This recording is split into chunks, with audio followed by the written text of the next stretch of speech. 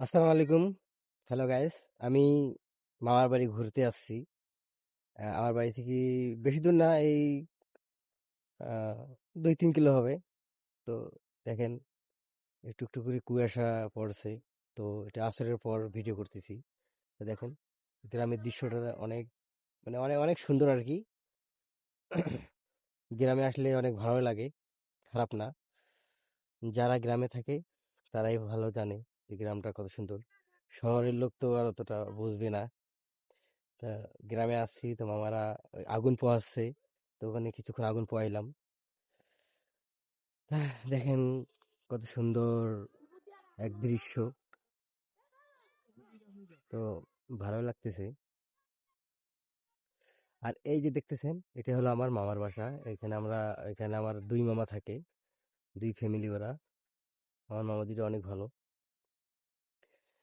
মাঝে মাঝে আসি ঘুরতে এখানে।